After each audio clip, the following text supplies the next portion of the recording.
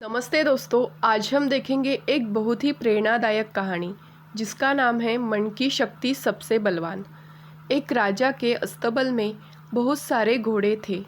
सभी युद्ध में निपुण और ताकतवर थे, लेकिन उनमें से एक घोड़ा ऐसा भी था जो सब घोड़ों से ज़्यादा होशियार, शक्तिशाली और युद्ध कौशल में माहिर था।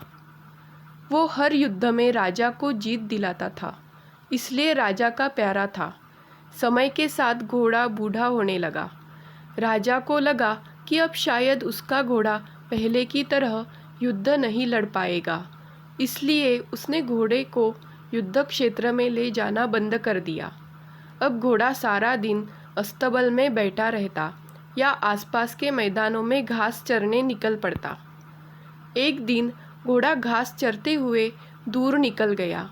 जब उसे प्यास लगी तो पास के तालाब में पानी पीने उतरा। वो तालाब कीचड़ से भरा हुआ था। जैसे ही घोड़ा पानी में उतरा, उसकी टांगें कीचड़ में फंस गई। वो जितना अपने आप को कीचड़ से बाहर निकालने की कोशिश करता, उतना और ज़्यादा कीचड़ में धंसता जाता। ऐसी हालत में वो ज़ोर ज़ोर से हिनहिनाने लगा, जिसे सुनकर आसपास के गांव वाले इकट्ठे हो गए। सबने मिलकर घोड़े को निकालने की बड़ी कोशिश की, लेकिन वो और धंसता चला गया। तब लोगों ने तुरंत जाकर राजा को बताया कि उनका प्यारा घोड़ा गहरे कीचड़ में फंस गया है और बहुत कोशिशों के बाद भी नहीं निकल पा रहा।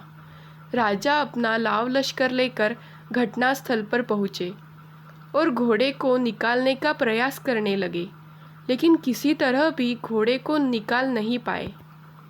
तब राजा ने अपने राज्य के विद्वानों को बुलाकर इस समस्या का हल निकालने को कहा। किसी को कोई रास्ता नहीं मिल रहा था।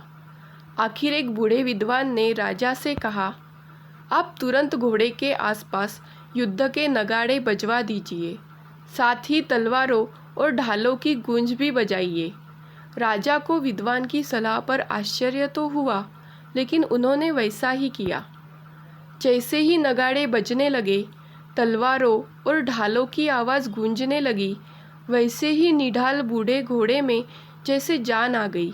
घोड़े ने कुछ देर नगाड़े की आवाज़ सुनी, फिर धीरे धीरे उठ खड़ा हुआ और फिर जैसे चमत्कार ही हो गया।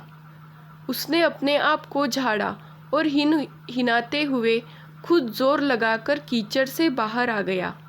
राजा ने विद्वान से पूछा, ये कैसे संभव हुआ? तो विद्वान बोले, घोड़ा बूढ़ा ज़रूर हो गया है, लेकिन उसमें आज भी बहुत ताकत है। लेकिन अब उससे काम नहीं लिया जाता, इसलिए उसके अंदर का उत्साह, आत्मविश्वास खत्म हो गया था। अब जब उसे फिर से पहले वाला माहौल मिला, तो उसमें उत्साह का संचार हुआ और ताकत लौट आई।